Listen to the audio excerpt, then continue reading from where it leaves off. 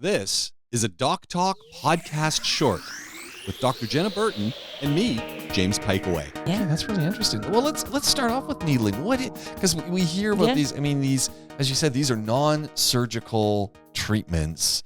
You just come in, make an appointment, do what you got to do, and you're out in an hour. That kind of. Not even that. Sometimes it's less. Okay. I love needling, James. Really? I really love needling. Yeah. So why do I like needling? Yeah, why do you like needling? You know what's great about needling is it's a pretty low cost procedure. There is no real downtime. So you're kind of in and you're out. Your face might be a little bit red on your way home, but then you get up the next day, you wash your face, nobody knows you've done anything, and it gives really good results. So kind of what is it? You go into your doctor's surgery, you have numbing cream applied to your face for sort of 15 minutes plus. Feels like you've been to the dentist. Okay. You know, like your face, you can feel, it's tingly, but it doesn't hurt. There's no pain there, so it alters the sensation.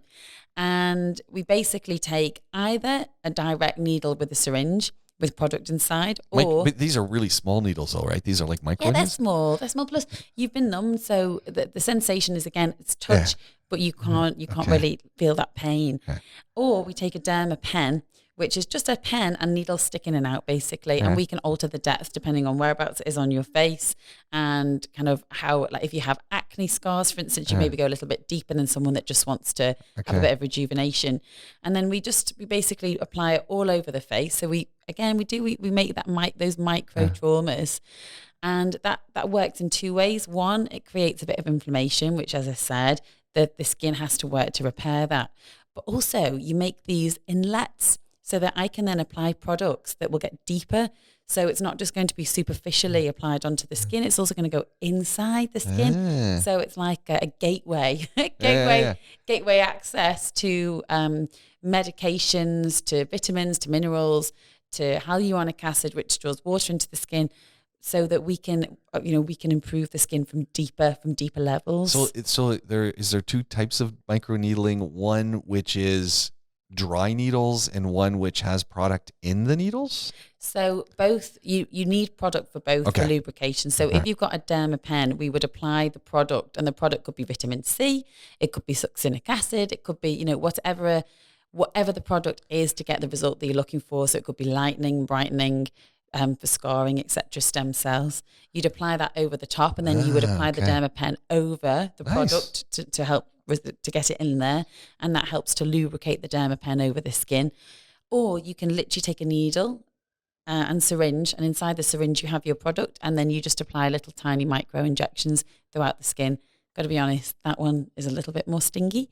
I like the derma pen effects, but I usually use a combination of the two.